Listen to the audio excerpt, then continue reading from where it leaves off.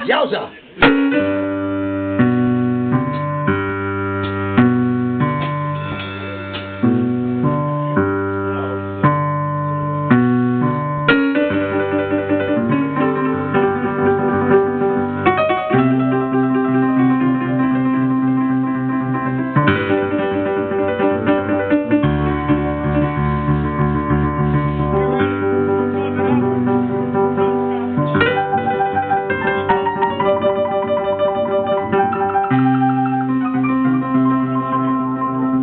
Papa Jimmy Yancey, 1927. Papa Jimmy Yancey, he was the teacher to my Albert Emmons. It's church, baby. It's all boogie woogie church. Here we go, here we go.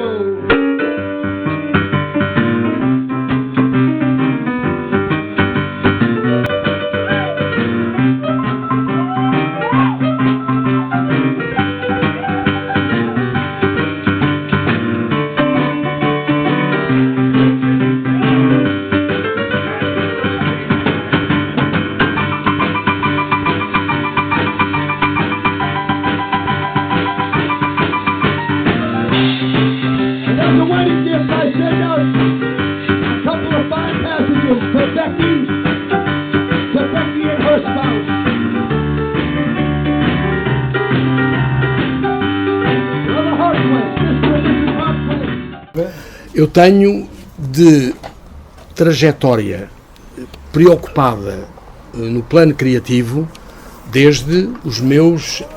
Eu comecei com os 18 anos ou coisa assim, quando estou... Por aí. Pois. Portanto, as coisas nunca cessaram.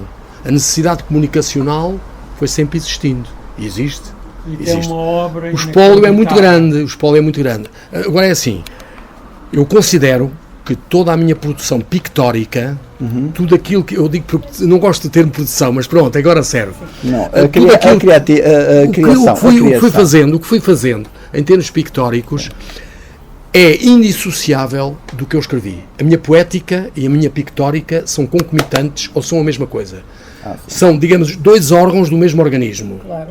E, portanto... Isso que é coerente. Pois, mas é bom. Não, mas olha, Ana, e é importante dizer-te isto a ti, a vocês. No fundo, estou a dar o meu testemunho e deve ser guardado. Eu não quero, e isso já está escrito, eu já tenho isso tudo bem registado e bem definido. Nunca as minhas coisas serão consideradas de forma dicotómica. As minhas coisas só podem ser apresentadas de forma conjunta, concomitante, comunicante e indissociável. Porque aquilo que eu fiz pictoricamente são poemas pictóricos.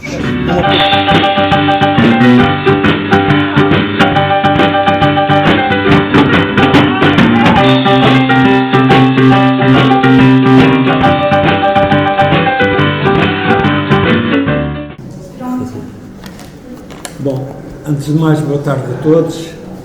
Obrigado por terem vindo. Estou aqui num papel um bocado complicado, que é... Sou o editor e ao mesmo tempo o autor.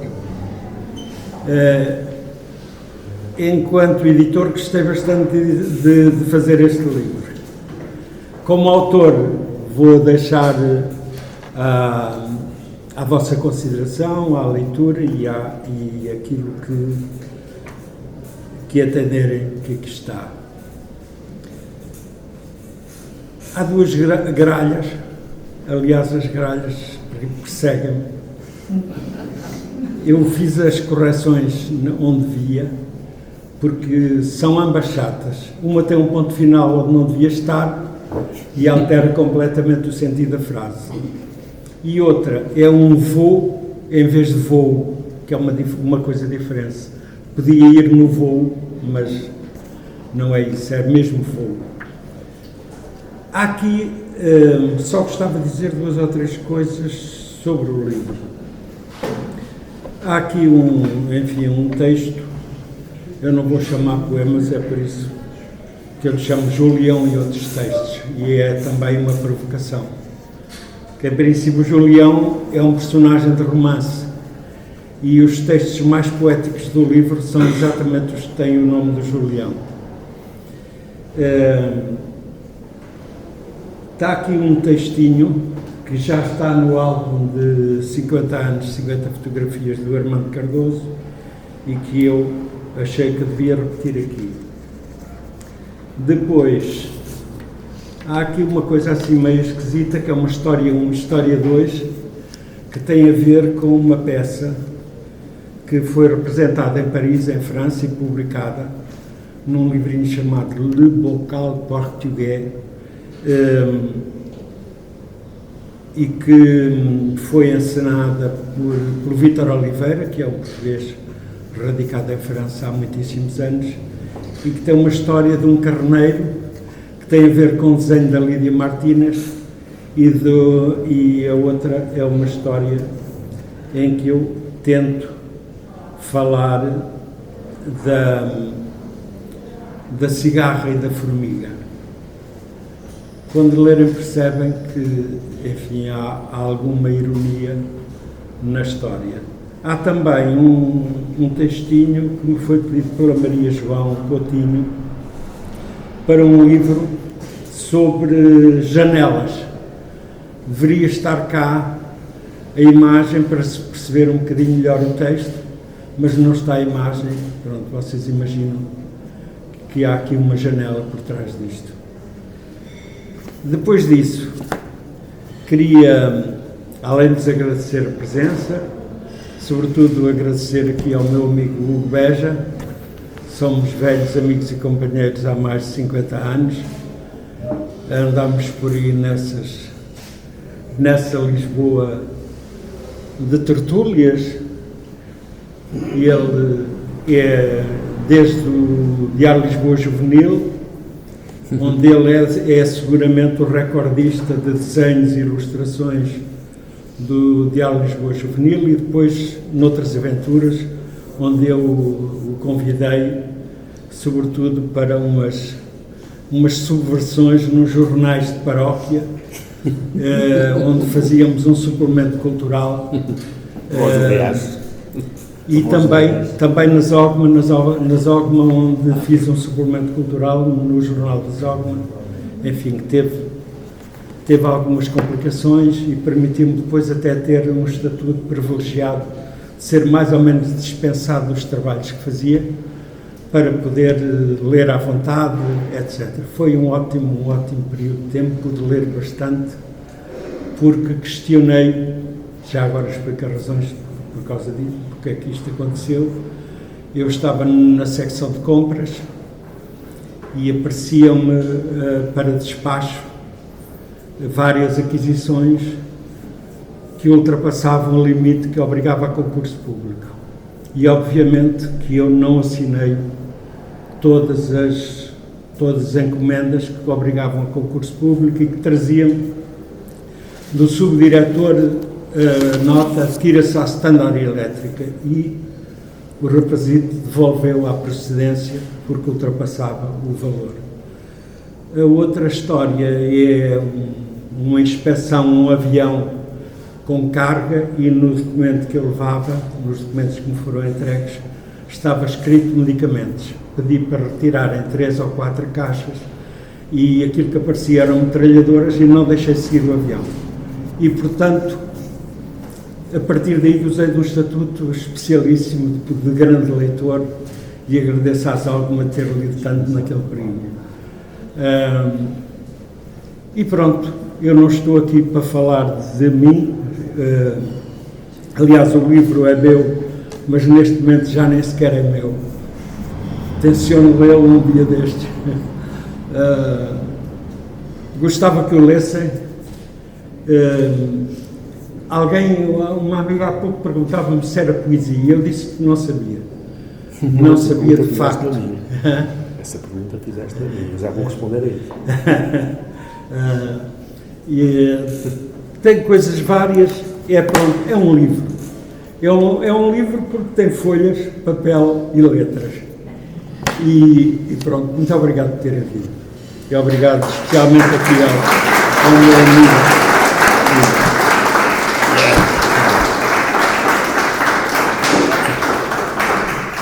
Meus queridos amigos, a paragem de estar aqui, como é óbvio, não é? Estamos aqui a celebrar um trabalho que, na minha opinião, é marcante em relação à obra do José Antunes Ribeiro. Estamos a celebrar igualmente a proximidade humana, estamos a celebrar o significado transcendente que existe em todo o ato criativo, em qualquer modalidade de arte ou em qualquer modalidade criativa. Estamos a celebrar a fraternidade e estamos a celebrar a identidade e muitas outras coisas. Não vale a pena estarmos nem a substantivar muitas coisas, embora cada vez mais se imponha que todos nós tenhamos um discurso substancializado. E o que é que eu quero dizer com isto? Quero dizer um bocadinho aquilo que também a Zambrano dizia. A Maria Zambrano, uma grande escritora espanhola, muito grande mesmo, filósofa, de cariz filosófico, dizia: as palavras têm que ser substanciais. O que é que ela queria dizer com isto? Queria dizer que um livro, ao contrário daquilo que o José Antunes disse, mas eu compreendo porque é que ele o disse com humildade, que é outra das virtudes que tem andado muito sonegada, mas tem que começar a ser exercida. É a humildade, não o pretenciosismo, não a ostensividade, não a vaidade, não o querer ver coisas fantasmáticas, mas temos a capacidade de transfigurar a própria realidade em si, porque a realidade contém uma ultra-realidade.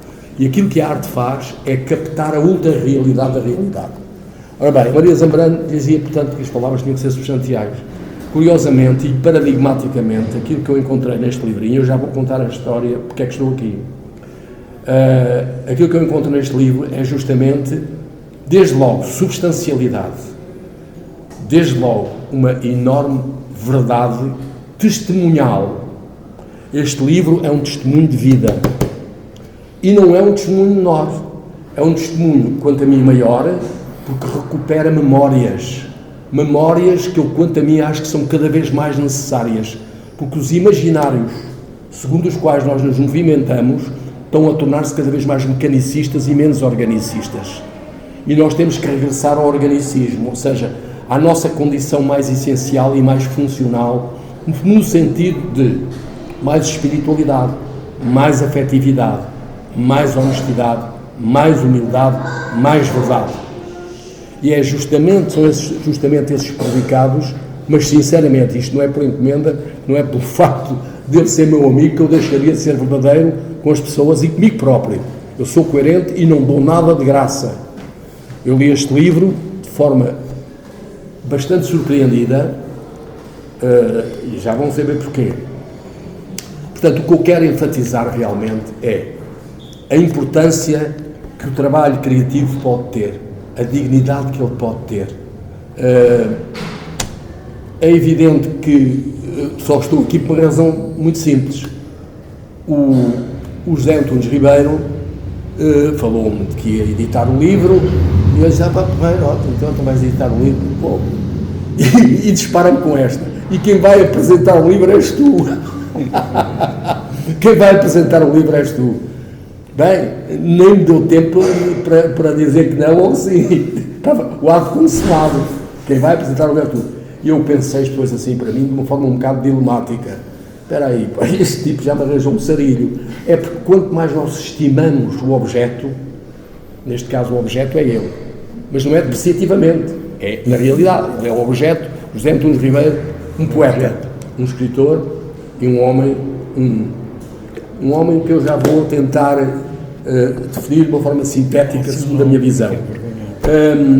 Eu disse assim: meu Deus, eu não posso ir apresentar uma obra de José Antunes Ribeiro porque eu considero que não podemos desligar a obra criada por um artista daquilo que ele mesmo é como pessoa, daquilo que é a sua vivência, daquilo que é a sua experiência da vida, daquilo que é a sua realidade táctil neste mundo, aquilo em que ele toca, aquilo a que ele chega, aquilo que ele enfatiza, aquilo que ele exalta, aquilo que ele realmente valoriza.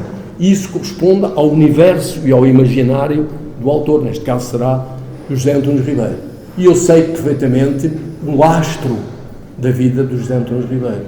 Sei perfeitamente, e já é um pouco pretencioso da minha parte, sei o que sei, mas eu sei, segundo o lugar comum, que a vida do José Antunes Ribeiro é uma vida consequente, no sentido em que foi e é um promotor de cultura, no sentido mais puro do termo, um homem que dedicou a sua vida toda, mas toda até hoje, a partir da juventude, que eu conheci, de uma altura em que eu o conheci, dedicou a sua vida, a sua energia intelectual, a sua capacidade crítica, tudo isso à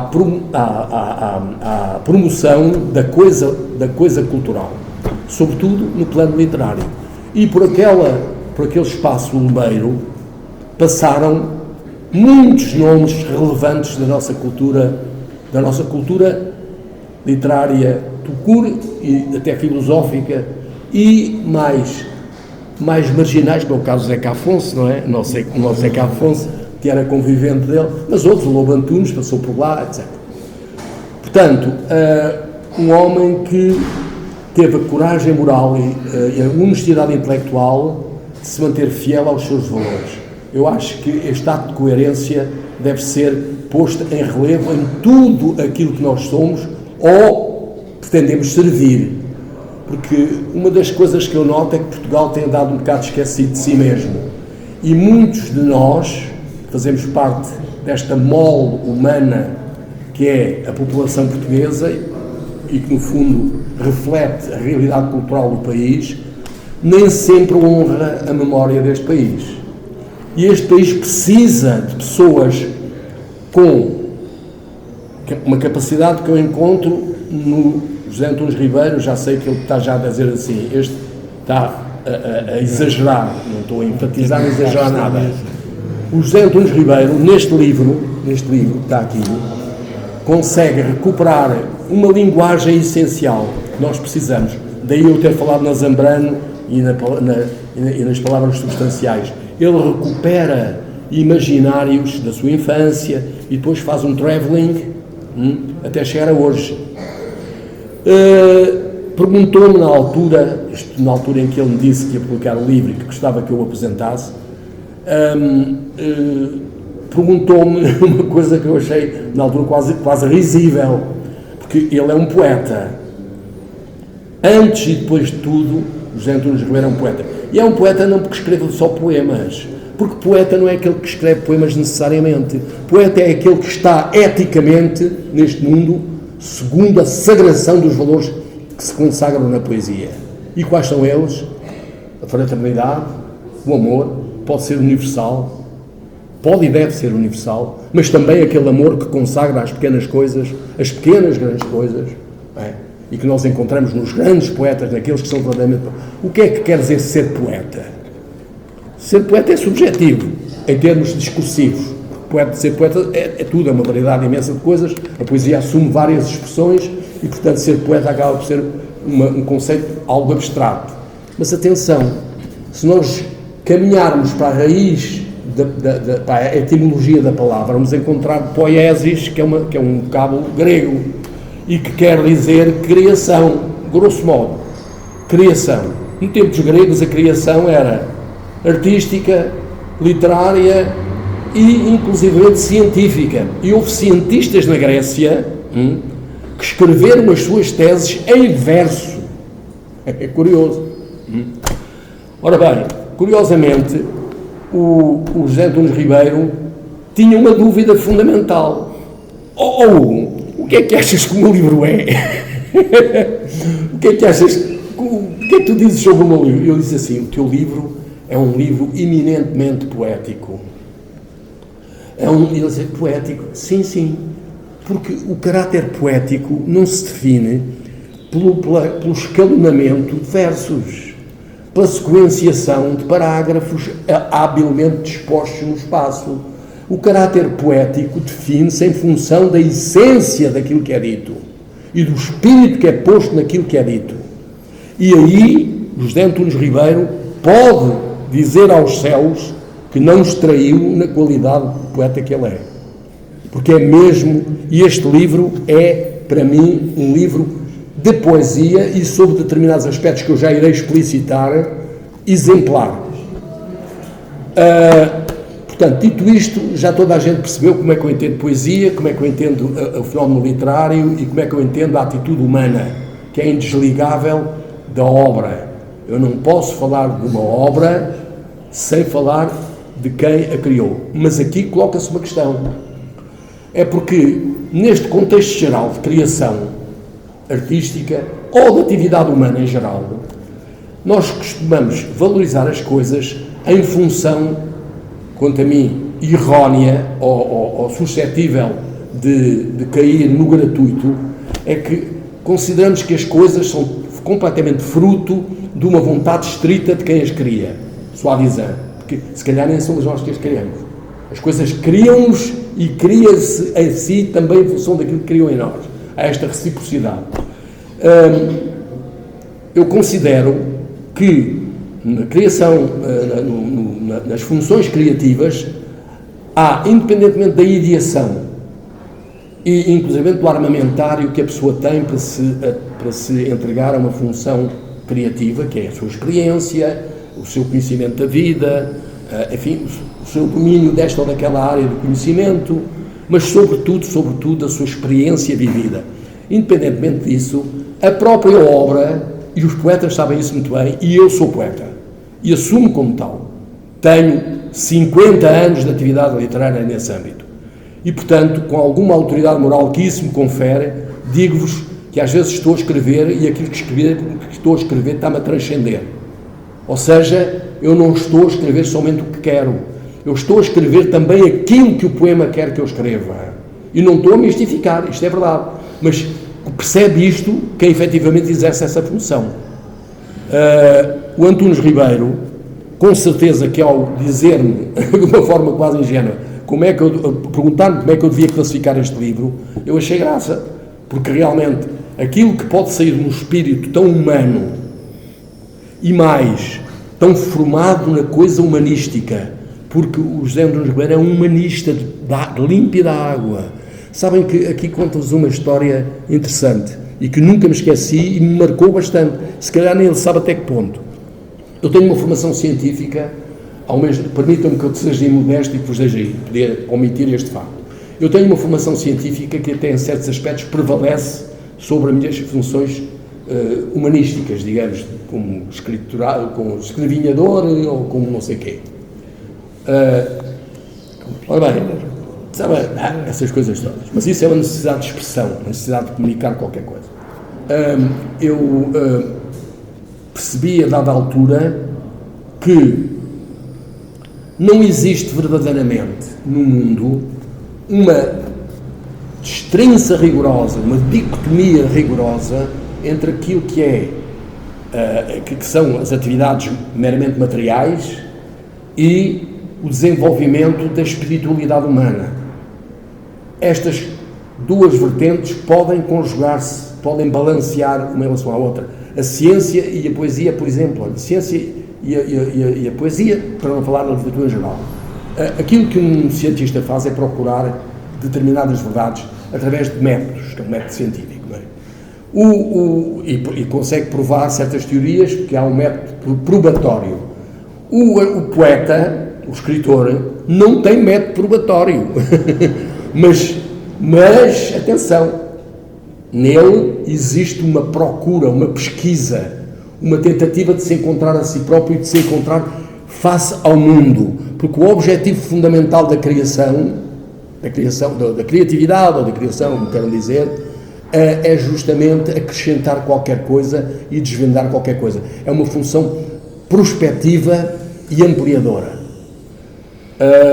Bem, dito isto, eu gostaria de acrescentar o seguinte: um livro não pode ser apresentado. Quando se diz, vais apresentar o meu livro, tu és maluco, ok? Um livro não pode ser apresentado. Podemos falar vagamente sobre uma obra literária, qualquer que ela seja, uma prosa, uma coisa ficcional, ou uma coisa poética, ou uma coisa ensaística, lá o que quiserem. Nós podemos falar, dar uns tópicos, abrir umas vias, seguir aquilo que é a linha palindrómica, que é neste vetor, naquele vetor, consoante aquilo que nós temos dentro de nós. A obra refaz-se, a obra é mensageira. Este livro contém uma mensagem. Este livro é um mensageiro. E já vamos ver até que ponto é que é. Este livro é mensageiro, como outras obras serão mensageiras, cada uma à sua maneira. Portanto, há um pressuposto. Para que este livro possa ser verdadeiramente valorizado, dado que ele não está nunca acabado, porque se refaz naqueles que o vão ler. Portanto, ele só pode, efetivamente, cumprir a sua missão comunicacional se for lido, se as pessoas investirem nele qualquer coisa de si. E a leitura não pode ser passiva. A leitura não pode ser passiva. Há muita gente que agarra num livro, não quero insinuar, não quero pessoalizar a questão, mas há muita gente que leva um livro e vai passando páginas à procura de um divertissement, de um divertimento. A obra séria não implica divertimento necessariamente, implica investimento de afeto, investimento de inteligência, investimento de curiosidade, investimento intelectual e moral, porque as obras de arte tendem a fomentar a ampliação da qualidade humana. Todas as manifestações da arte, sejam literárias, sejam pictóricas, sejam cênicas, sejam o que quiserem, todas as obras criativas do fórum artístico, neste caso, uma vez estamos a falar de coisas artísticas, tendem a aumentar o estofo espiritual e afetivo do homem. O homem pode encontrar em obras criativas uma estimulação para se procurar a si mesmo. E é isto que eu quero deixar mais ou menos como mensagem fundamental. Não podemos ler um livro de forma passiva, não podemos olhar um quadro de forma passiva, temos que nos questionar porque é que ele está ali, o que é que ele contém, porque é que ele foi realizado, o que é que ele quer transmitir. Claro que entramos num campo de grande subjetividade. Não me vou alongar mais neste exórdio, eu poderia estar aqui agora, sinceramente, 1 hora a falar destas coisas, mas isso era a loucura completa. Eu, por acaso, do livro todo, eu recebi um livro que estava assim com as folhas separadas, que era uma prova, tivesse a vantagem. E li o livro exaustivamente. E devo-vos dizer, a boa da verdade, que para meu gozo pessoal, escrevi,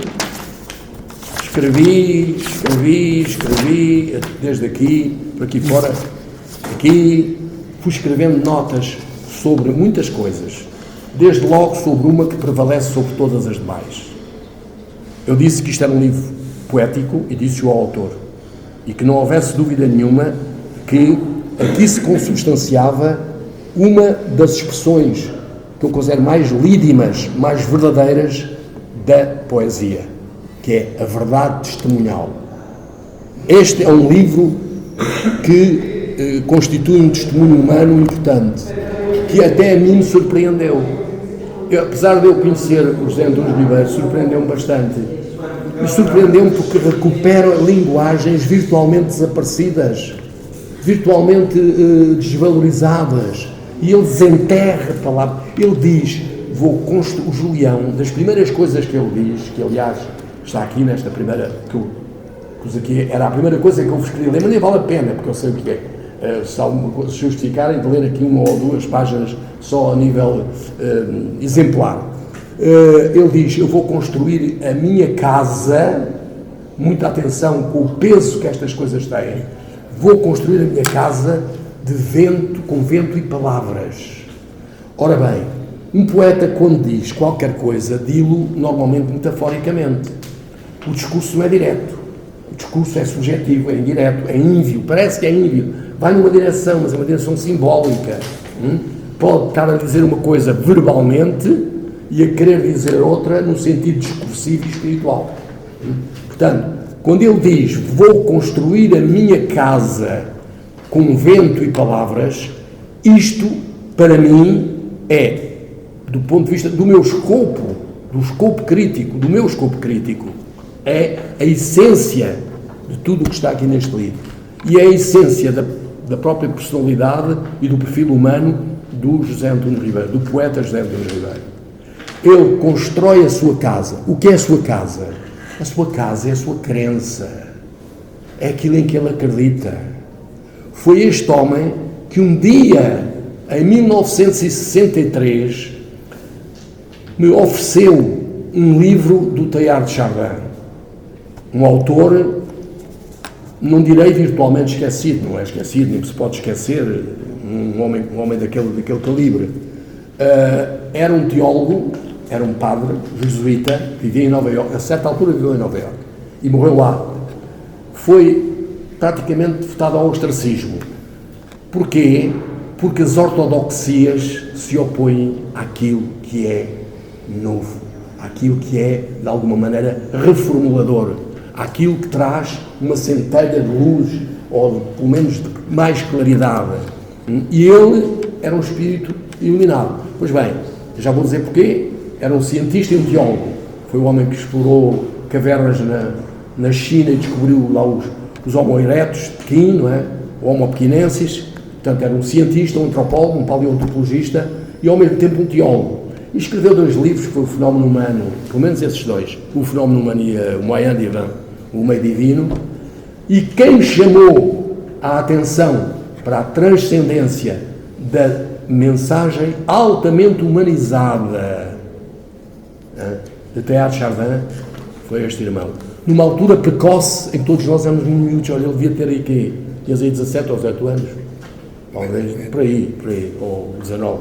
E eu a mesma coisa. Fiquei siderado quando descobri Teilhard de Chardin. Portanto, vamos ver. Aquilo que as pessoas fazem pode, às vezes, de uma maneira ligeira, espontânea, pode ter um efeito transcendente na vida dos outros.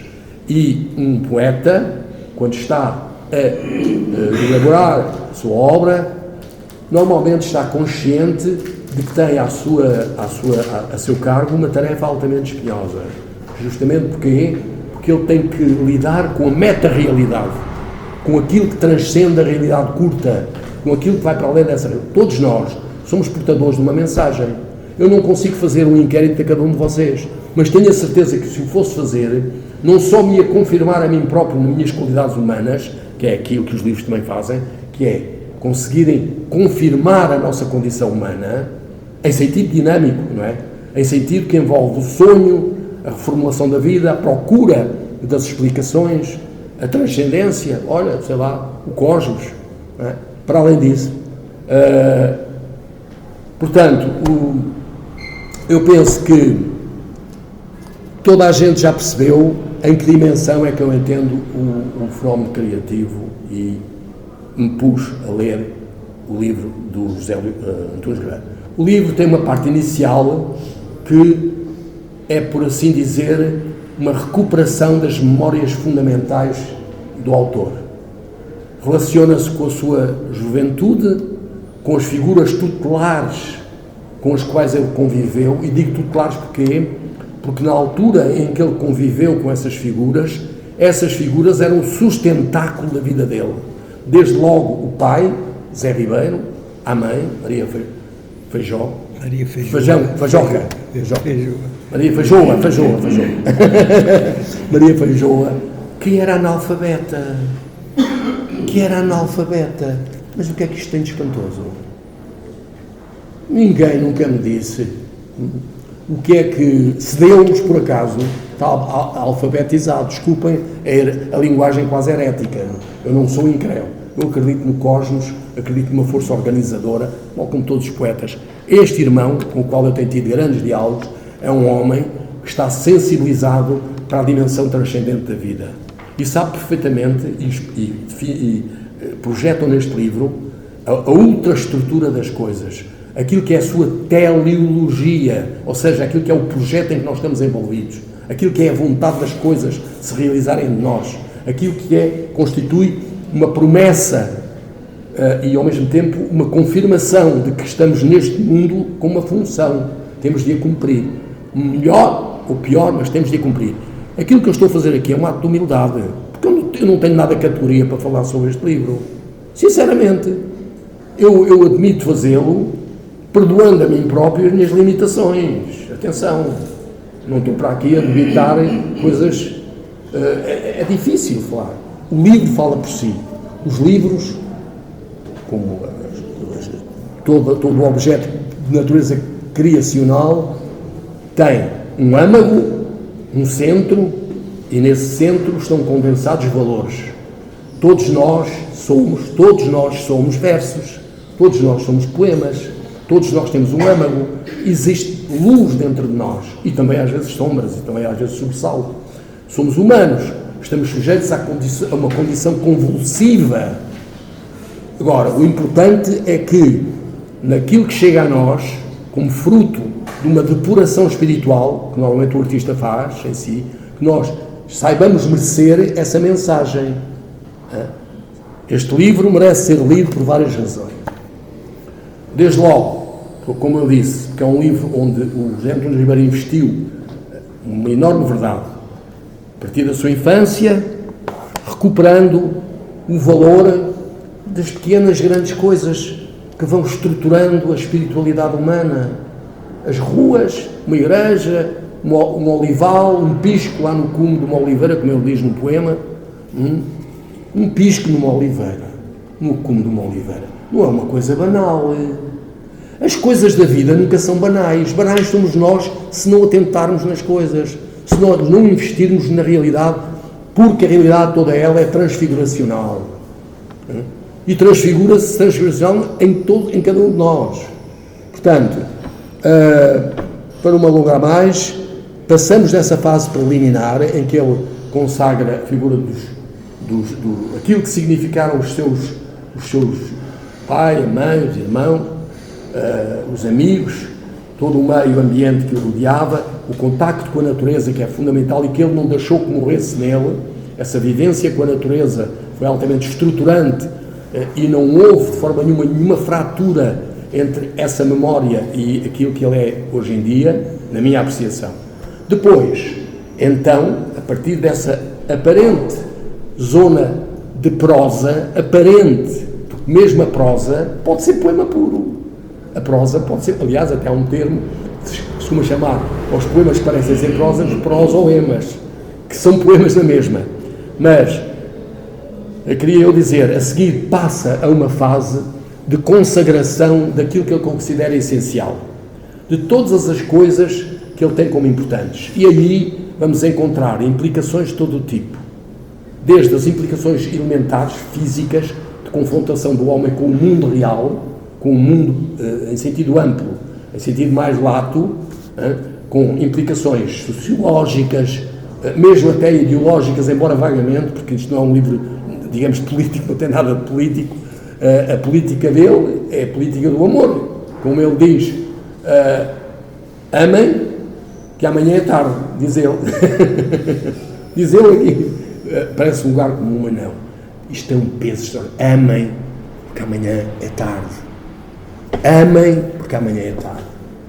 Então, leiam para que não morram, leiam para não deixar morrer este testemunho e para vocês não morrerem por não terem visitado. Porque as obras de arte devem ser visitadas.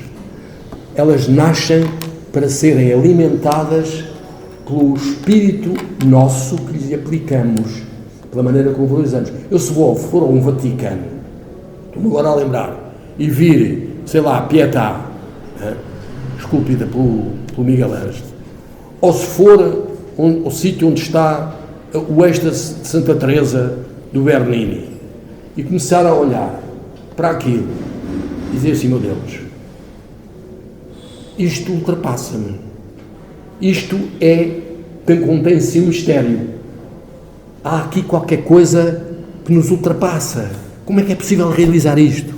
Ora bem, esse sentimento de transcendência das coisas o poeta tem, e para realizar a sua obra precisa ter em consideração essa realidade, mas saber vir ao encontro das chaves, dos engramas, dos semântimas, como se diz literariamente, das coisas que têm um significado. E, curiosamente, olhem bem isto. Eu pus aqui a potenciação das palavras, léxico essencial do Jal, onde fala até do Rui Belo. E eu não hesito em ler isto. Não sei se estou a ser exagerado, se não. Não. Então é assim. Isto, quando estiverem cansados de mim, digam, pá, já chega. E eu calmo imediatamente. Nunca mais acabar.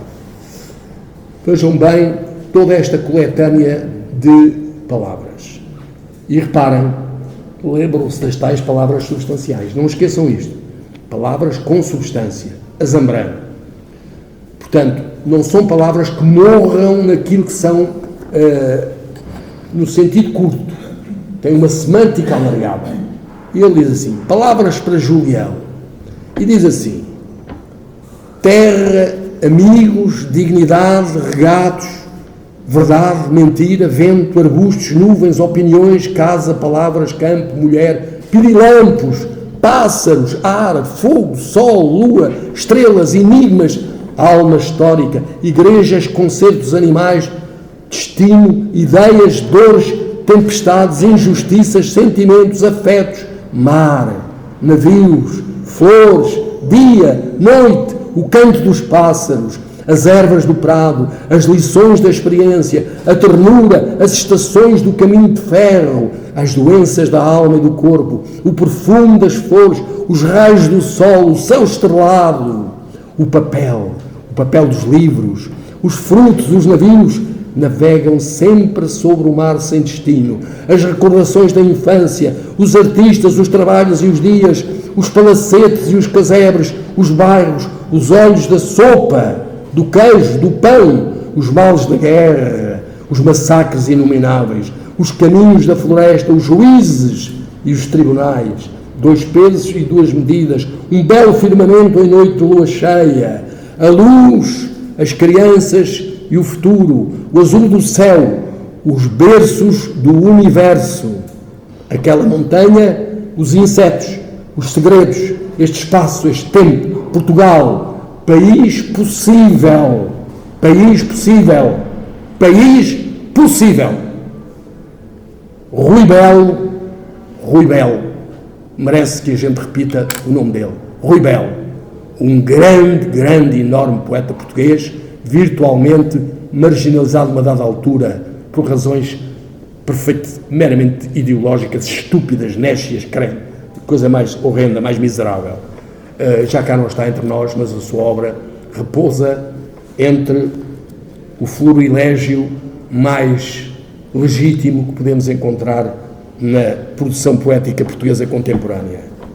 E diz assim, Portugal, país possível, Rui Belo, traz outro amigo também, Zeca Afonso, a nova cidade dos amigos. Reparem bem, a nova cidade dos amigos. Esta expressão não pode ser interpretada à letra só. Não é minha. Hã? Não é minha. Walt Whitman. Exatamente. Reparem bem, temos que inquirir onde é que isto quer chegar. A nova cidade dos amigos. A nova cidade dos amigos quer dizer a orbe da fraternidade, da entreajuda, da solidariedade, da execração a tudo aquilo que é egoísmo, da entreajuda e da construtividade humana, do relacionamento construtivo dos seres uns com os outros. E termina assim, a nova cidade dos amigos, o peso e o rinoceronte, este livro, todos os livros do mundo. E é verdade. E é verdade. Eu, se quisesse, parava aqui, realmente. E o melhor é parar, se calhar. Porque não vou... Podia acrescentar imensas coisas. Já agora vou terminar desta maneira. Li este livro com imenso prazer e grande surpresa. E, repare, estas palavras minhas têm que ser avaliadas por a carga que têm atrás.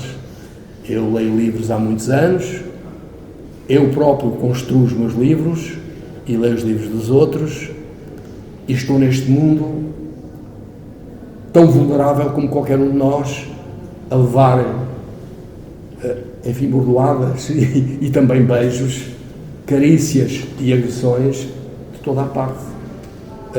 Mas os meus ideais, tal como os ideais deste meu querido amigo José Antunes Ribeiro, e vocês irão encontrar neste livro exatamente reflexo tudo o que eu estou a dizer, e eu estou a ser breve, que não posso alongar-me até onde queria ir, deixo praticamente tudo por dizer.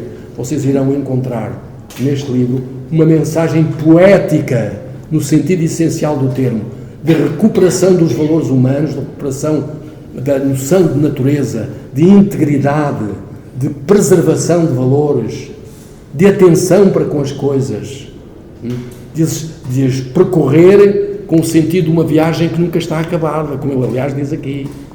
Pronto, e tenho dito que não vale a pena ir mais longe.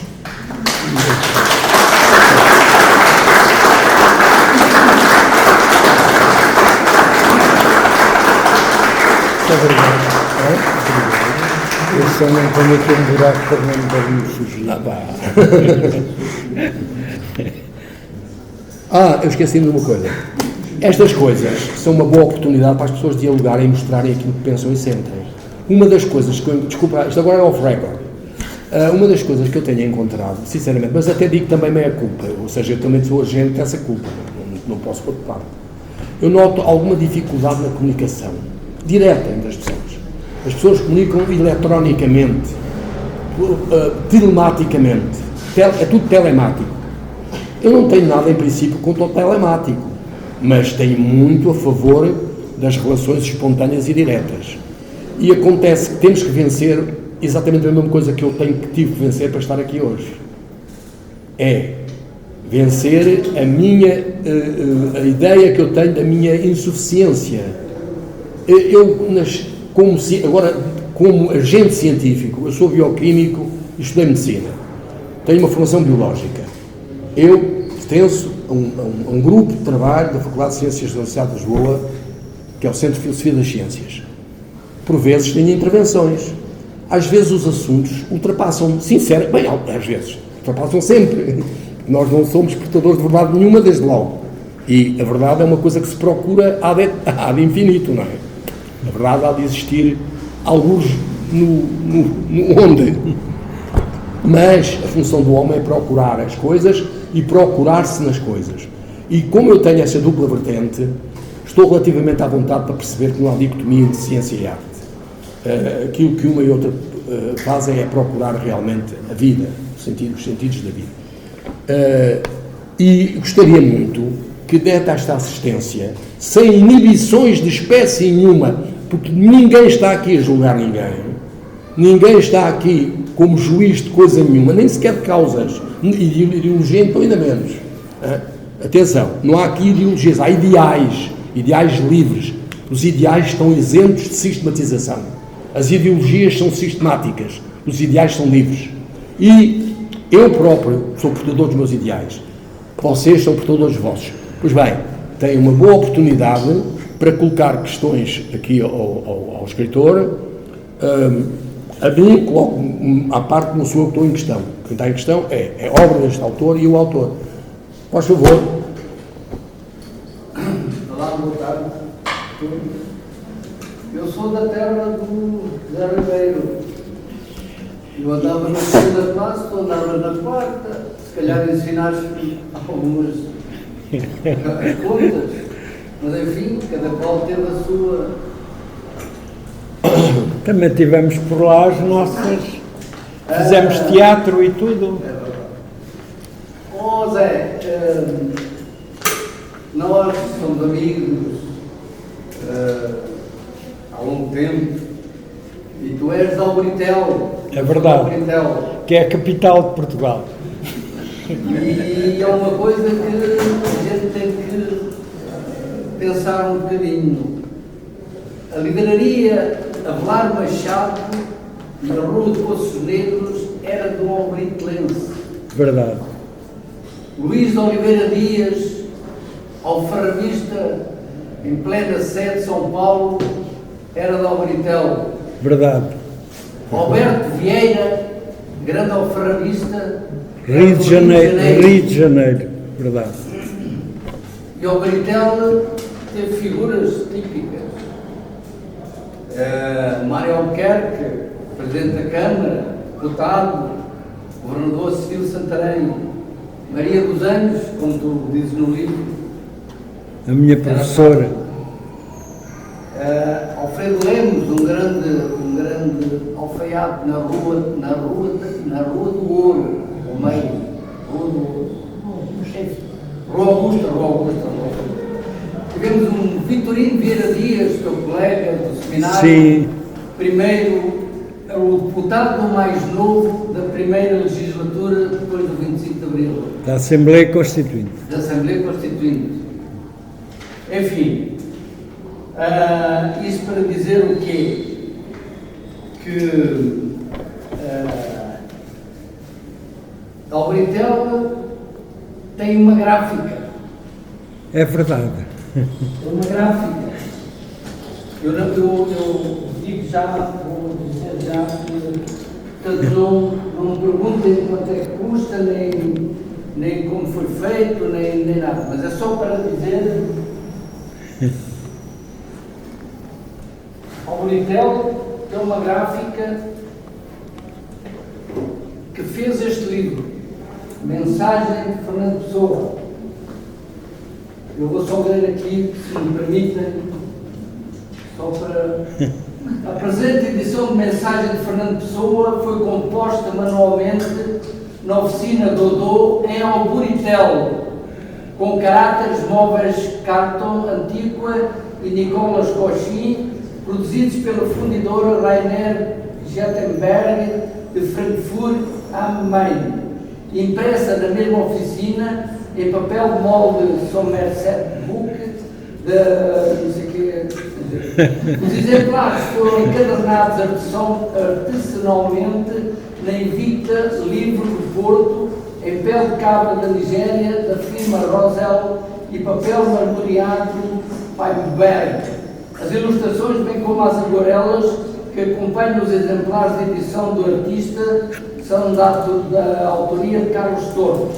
Foram impressos 80 exemplares numerados, dos quais os primeiros 20 constituem a edição de artista, e 8 exemplares, Odds, Commerce, identificados de A a H, entre agosto e dezembro de 2015, da Era de Cristo de Nazaré. Esta cópia é cópia B. Portanto, isto não perguntem nada, é só para tu saber. Eu já sabia.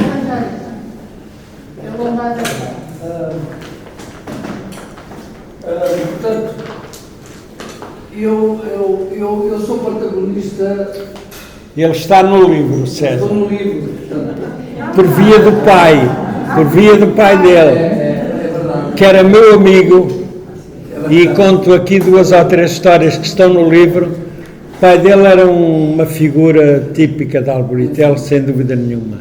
Era um homem que lia, pediu-me de vez em quando para lhe levar o Saramago, lá não havia 29 tascas e nenhuma livraria, o que é uma boa relação. Ele estava a falar da gráfica, mas eu quero também dizer que Alburitel tem um dos melhores vinhos brancos do país, sem dúvida nenhuma. Yeah. Qual é a casta? As tascas, acho que... Não é casta. A casta. casta. Eu acho que é... não é Alvarinho? Arinto. Não, Arinto, é capaz de ser Arinto. Bom, sei que fornecia o vinho para Fátima, para as missas de Fátima. Isso acho que é uma garantia de origem, um selo de origem. Bem, mas deixa-me só contar uma ou 2 histórias que vem no livro do pai do César, o Tiarmando. O Tiarmando era meu vizinho. O quintal da minha casa dava para o casarão que eles tinham lá. E um dia o Tiarmando está do outro lado a gritar para a minha mãe: "Oh Maria, vem aqui a fotografia do teu filho Zé no jornal." E a minha mãe do outro lado para lá: "O quê? Foi preso?" Pronto, a terminar, O resto está no livro. só mais um, se me permitem, só... Mas não, portanto, este é um livro, Avenida Paulista, do João Pereira Coutinho, toda a gente conhece, é colunista do... E então... fala do teu tio, ele fala do meu tio, do alfarrabista Luís de Oliveira Dias. de São Paulo. Em 1939, a Europa marchava para a guerra. Uma vez mais, a posição de Salazar era dúbia, a neutralidade portuguesa não era certa. Então um pai do interior do país chamou o seu filho e resolveu não arriscar. Entregou-lhe um bilhete de barco e disse: vais para o Brasil porque não te quero na guerra.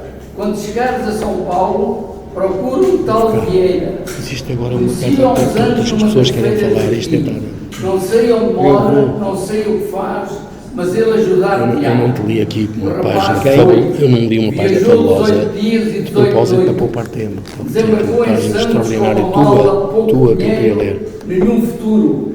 Tomou um carro para São Paulo. Chegou a São Paulo e confrontou-se com a multidão. Resolveu seguir a multidão, sem destino ou propósito. Ao entrar numa das ruas do centro, avistou ao longe, em letras pintadas, Livraria Lusitana. O nome, a memória de casa. Resolveu tentar, deprimido e exausto. Boas tardes, Vossa Senhoria. Não precisa de um caixa? O outro respondeu: tu és Patrício. De onde vem o rapaz? O rapaz explicou tudo. Vinha de longe porque o pai o fizera embarcar com medo da guerra da Europa. O outro replicou: eu só conheci um pai, talvez fosse isso, pelo filho, um tal de José Dias, que conheci em tempos numa feira em Portugal. Grande César. Rapaz. É. Parabéns. Já agora, só para dizer a qualidade do meu amigo César, era um grande estudante, e um dia o tio Armando, o pai, veio ter comigo assim: ó Zé, tenho um grande favor para te pedir.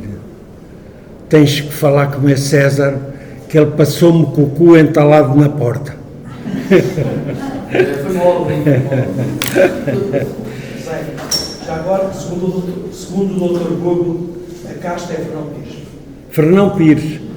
É o que ele diz em Era o que eu achava também, mas esqueci-me. É. José, eu só quero dizer que eu não estou aqui por ser o meu editor. Estou aqui porque conheci uma pessoa, um ser humano extraordinário. E vim longe para estar aqui. Muito obrigado. Obrigado, Jorge.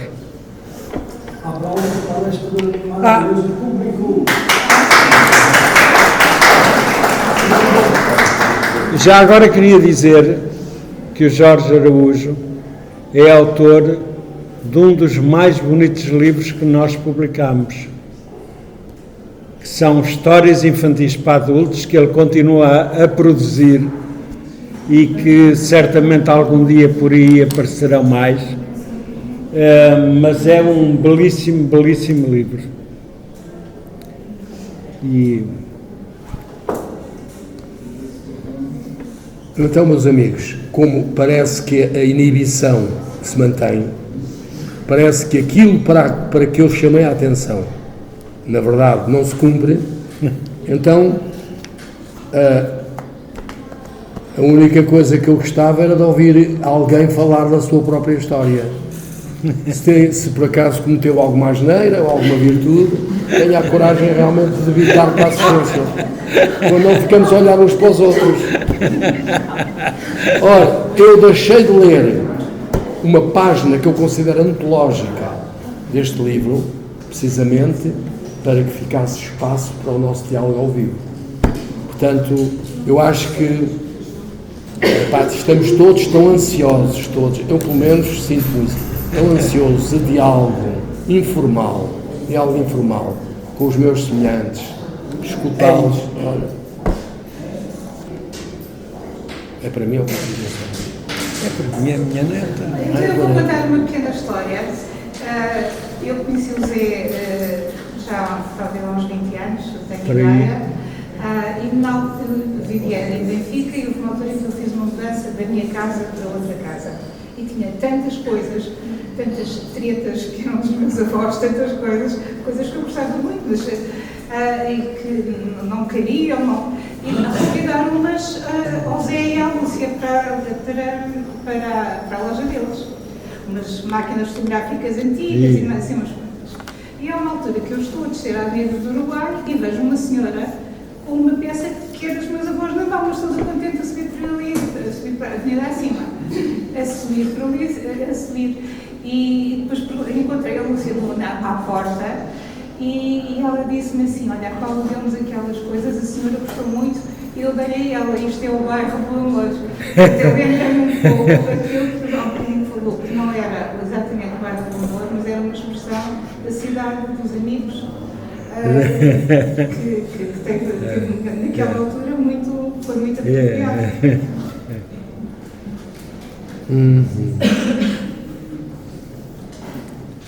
Pois é. É pronto. Então, se não mais Agora vamos ler o livro. Pois, Obrigado. Agora me esqueci, para não percebi. Agora vamos. Ler o livro. Ler o livro. Pois, agora é preciso ler o livro. Eu a única coisa que procurei foi, se calhar não consegui, mas foi debitar o reflexo que o livro teve em mim. Só uma. Nada disso. Está tudo bem. Correu muito Achas que bem. não me tive vergonha? Não, correu muito bem. Veio muita gente.